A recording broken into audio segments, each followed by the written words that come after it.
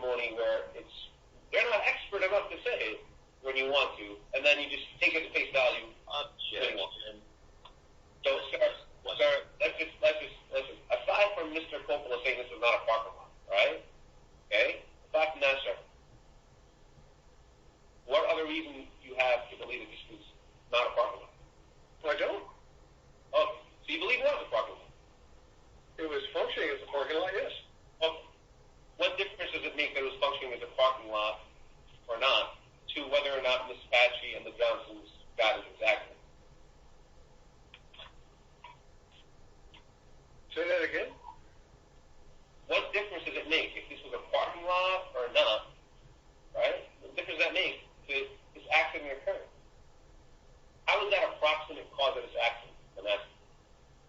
If it was a parking lot, and the Smithville entities, or we'll leave your client out and just say the town of Smithville truly believed that it wasn't an intersection, then they should not have or provided direction to get from the parking lot to the signalized intersection and back to the Smithville Inn.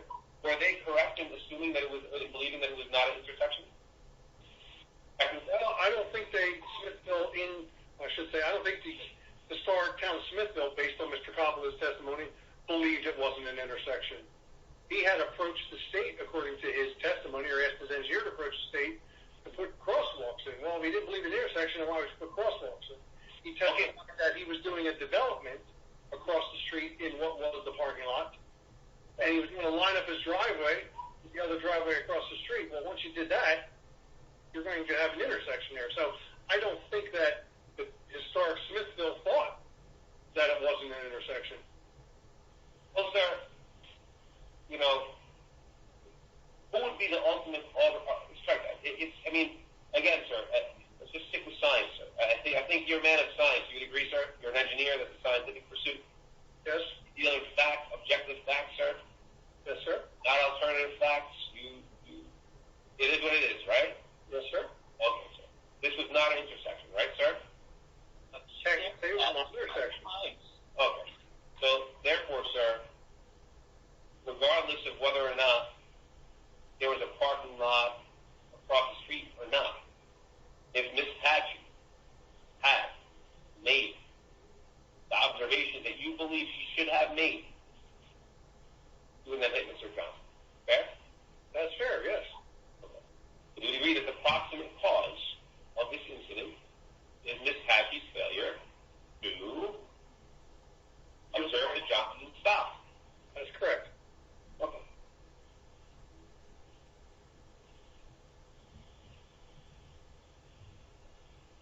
And all the other issues you had here, sir, with the parking lot, etc., sure, it may have been, this according to you, this may have been better, may not have qualified as a parking lot, or whatever. Those are not the proximate cause of the incident. Fair? I agree with that. Following your line of reasoning there, if the parking lot wasn't there in the first place, then the Johnsons couldn't have parked there. If the parking lot was secured because it wasn't actually a parking lot, then the Johnsons couldn't have parked there, and the accident wouldn't have occurred.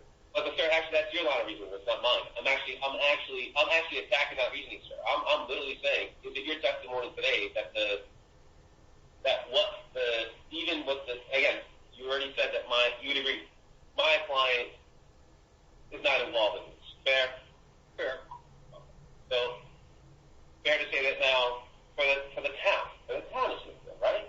You would agree that whatever it is that they should have done or didn't do with the parking lot, sir, that the only way that could have possibly played a role in the causation of this incident is that had there not been people parking across the street, the Johnsons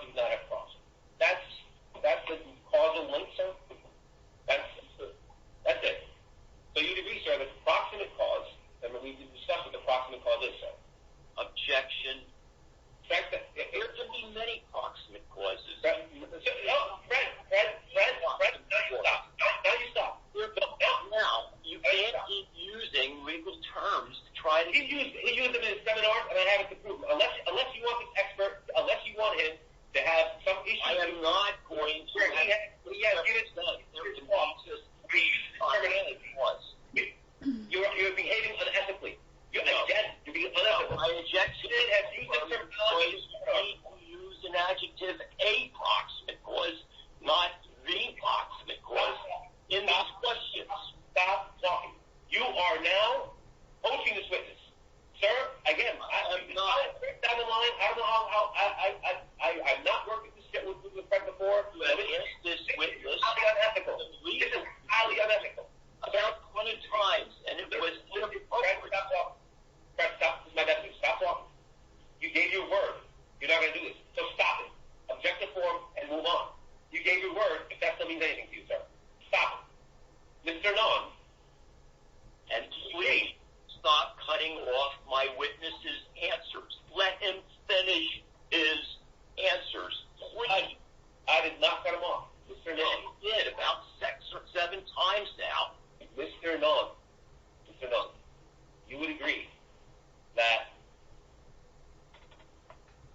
saying something into, well, if the parking lot wasn't there, they would have had to cross the street. It's akin to saying, well, if they didn't come to dinner that night, they would not have had to cross the street. Fair?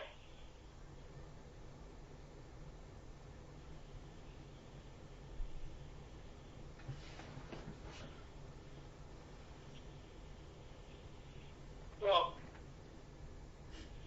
I mean, we could talk hypotheticals all we want. If Smith-Dillon wasn't there, then this accident wouldn't occur. The fact is, there was an event going on at the Smith-Dillon, and according to Johnson's testimony, there was nowhere to park but across the street. If it wasn't a parking lot, then it should have been secured as such. The fact that it wasn't secure, and they were allowed to park there, is a proximate cause of the accident. Well, sir, now that Mr. Jacobs, sir, we are definitely going to make a motion now. This is ethically problematic. You have to suspend this witness and answer. That is completely wrong. And if you do one more thing today, sir, forget it. You can do whatever you want because we're going to make this motion anyway. Sir, you just told me that approximate cause of Miss Patchy failing to stop. You said that to me, right? That's correct, sir. You didn't say a proximate cause. You said that was the proximate cause. Correct? That's correct, sir. Okay. And you still hold that opinion. The proximate cause is Miss Patchy failing to keep observations, correct? That is correct, sir.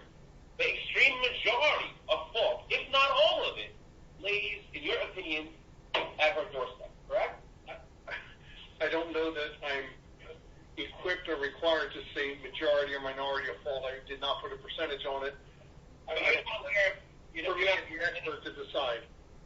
You're not aware of any other proximate cause other than Miss Patchy failing to stop, correct?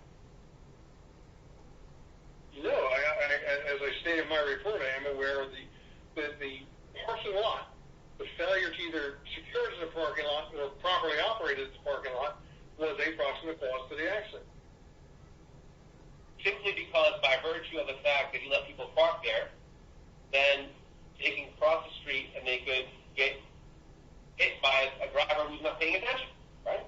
If you're allowing people to park there, and there's no safe way to get across the street, whether we want to call it an intersection or not, that's creating, I think the legal term you guys use are attractive nuisance, if you will, for folks. So you believe this is an attractive nuisance, sir? Sir, that's a legal term. I just said that I don't. Oh. Again, bottom line, sir, I'm gonna end my questioning, and I think just want to confirm with you here. I'll turn it over to Art. I'm sure he has more stuff. Look, you can have your opinions about proximate cause and the town of historic Smithfield, all you want. God bless. Good luck. My client, sir, based on the information you know now, is not responsible for this incident. Correct? Objection to the extent that it's calling for a legal opinion. In his engineering opinion, I hold that objection.